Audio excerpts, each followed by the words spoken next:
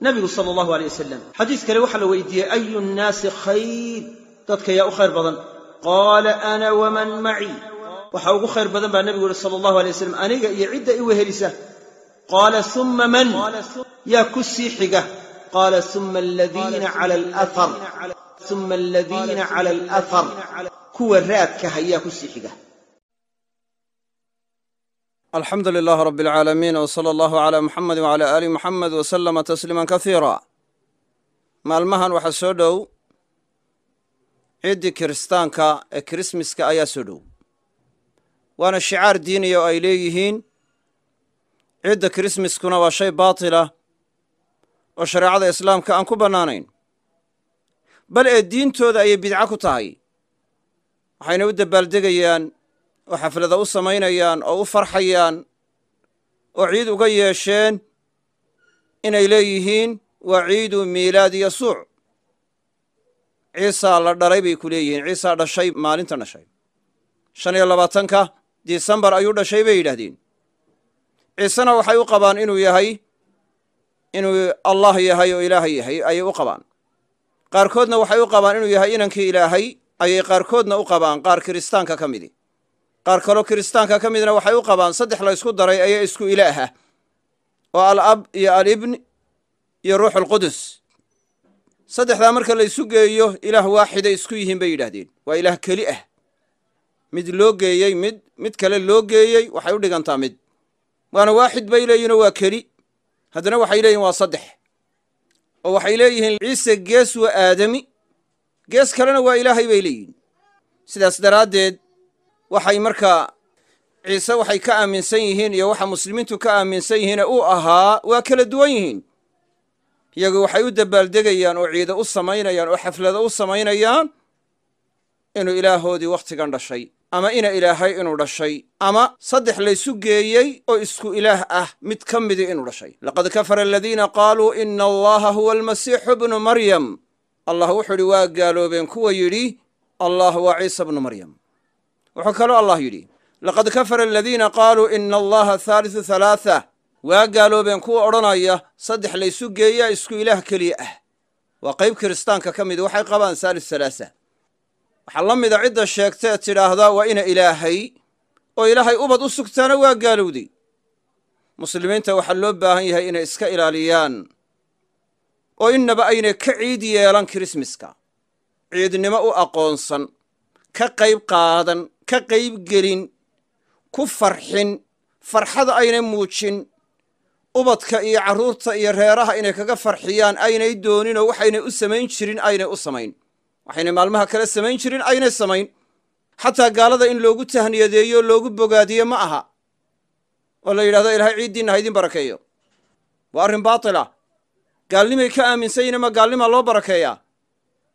ka warran cidi hadday samaynayso waxyaalo xaaraan aan bannaanayn oo uu dukaan khamri furto, dukaanka khamriga ah ilaahay ku barakeeyey mid odhan, macnaheedu waxay noqonaysaa raalli baad ka noqotay, macsidii baad ku jirtaa. sidaad gaalnimo uga raalli noqonaysa haddaba haddaad u aaminto waxay ka aaminsan yihiin, dee waa arrin khatar ah. haddaad ka qayb qaadatana waa arrin markaa waxa weye khatar ah. shicaaradooda kufriga ah ee gaalnimada ah waanaad kala qayb gelin oo ka qayb qaadan. sideedana ciiduhu waa kooban yihiin, ummad waliba ciid bay leedahay. nebigu wuxuu uhi sala allahu aleyh wasalam ina likulli qawmin ciidan wa haada ciiduna. qolo kastaa ciid bay leedatana waa ciiddeenni. waxaa laga qaadanaya ciiduhu inay isdhex galaan inay bannaanayn. wuxuu kaloo nebigu yidhi sala allahu aleyh wasalam qad abdalakum allahu bihima khayran minhuma. ilaahay wuxuu idinku beddelay 2 maalmood 2 maalmood oo ka khayr badan. qolada ansaarta waagii hore waxay lahaan jireen 2 maalmood oo ay dabbaal degaan oo ay farxad muujiyaan oo ay ka ciid yeeshaan. markaasaa nebigu ku yidhi sala allahu aleyh wasalam maa haadaani alyowmaan, maxay yihiin 2 maalmood? dabeedna waxay dhahen waa 2 maalmood oo wakhtigii jaahiliyada islaamnimada ka hor ciid noo ahaa weeyi. markaasaa nebigu ku yidhi sala allahu aleyh wasalam qad abdalakum allahu bihima khayran minhuma. ilaahay wuxuu idinku beddelay 2 ka khayr badan, ciid alfitri wa ciid aladxaa. labadaasuu idinku beddelay.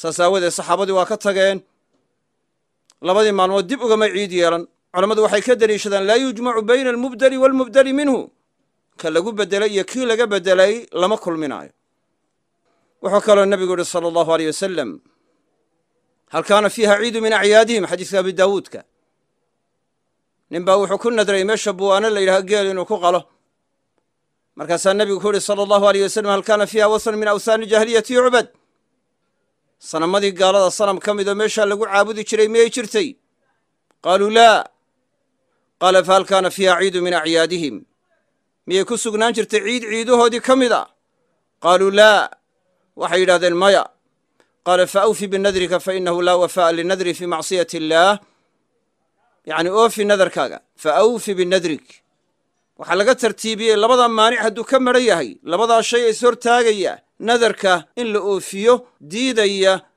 hadduu ka madhan yahay in la oofinaayo waxaa laga qaataa labada mid ahaan hadduu ku sugnaan jiray inaan la oofin lahayn waayo haddii markaa oofintu aynay ku xidhnayn labada inay ka madhan tahay lamaa kaana lilistifsaali macnan weydiinta nebigu kale tafsiil weydiiye o yidhi sidan miyay jiri jirtay oo ay ku yidhaahdeen maya faa'iide ziyaadiya inaynay ka dhalateen ayaa ka iman lahayd hadalka nebiguna sala allahu aleyh wasalam inuu faa'iide ka madhan yahay ma suuragal aha saas aawadeed jawaabtu halkay ka noqotay maya kuma sugnaan jirin wax ciidi oo waagii hore laga ciid yeelan jiray hadday ahaan lahayd markaa meeshan meel laga ciid yeesho lagu soo shiro sannadiiba mar ama laba goor ama wax la mid ah oo sidii ciid yacni loogu soo shiro hadday ku sugnaan lahayd in la odhan lahaa ha oofinin ayaa laga qaataa waxay ka deliishadaan culammadu inaan ciidaha gaalada laga qaybgelin ama ciidaha aan sharciga ahayn inaan laga qaybgelin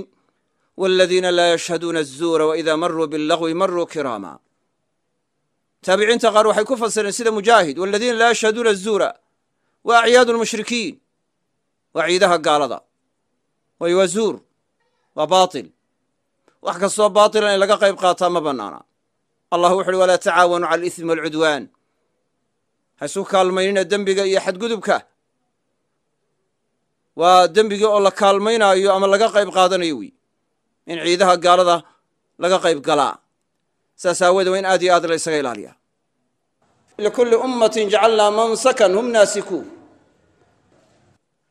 waxay ku fasireen salafkii qaarkood inay yidhaahdeen mansakan waxaa loo jeedaa bimacnaa ciidan qolo walba waxaan u yeella ciid ciiddii umuur caadiya oo maxdiya ma aha umuur caadi ah oo saafi ah ma aha weliba qaarkood shicaaro diiniya ay xambaarsan yihiin saas aawadeed waa inaan markaa laga qayb gelin layska ilaaliyaa culammada xanafiyada qaarkood waxay yidhaahdeen sida abu xafs alxanafi waxa uu fatwooday waa culammadii xanafiyadii hore sheekh ka mid ah man ahdaa baydatan limushrikin ruuxa xabad beed ah ruux gaala u hadiyeeya hadiyad u siiya farax uu ciiddiisa ku faraxsan yahay ama farax uu muujinayo ciidda uu ku faraxsan yahay daraaddeed ugu hadiyeeya oo hadiyad u siiya faqad kafar waa gaaloobay culamada qaarkood saas yadaa bay u adkeeyeen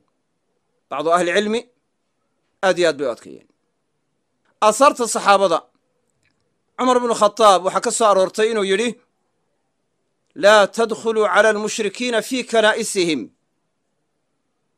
yowma ciidihim fa ina asakhtata tanzilu calayhim gaalada markaa kaniisadahooda ha ugu gelina maalinta ciiddooda waayo cadhada ilaahay baa ku soo degaysa ayuu cumar bnu khadaab radia allahu canhu wa ardaahu yidhi xataa gaal in hadyad la siiyo ama loogu bogaadiyo ama loogu tahniyadeeyo ma aha in laga ciid yeesho ma aha in laga qayb qaato ma aha ciid kastoo aan sharci ahaynna waa in laga fogaada oo laga dheeraadaa ciiduhu waa kooban yihiin sharcan waxaa ciid inoo ah waxaa inoo ah ciid zamaani ah yowmu aladxaa iyo yowmu alfitri iyo yowmu aljumuca ciid kaloo sharciya ma lihin wax allo waxa laga ciid yeeshee kale waxay noqonayaan wax baatil ah laakiin butlaankoodu waa sii kala daran tahay krismasku waa ugu daran yahay saas aawadeed waa in aad iyo aad laysaga jiraa amaa masalada ku saabsan hadiyad hadday siiyaan qof muslima culammadu way isku khilaafeen.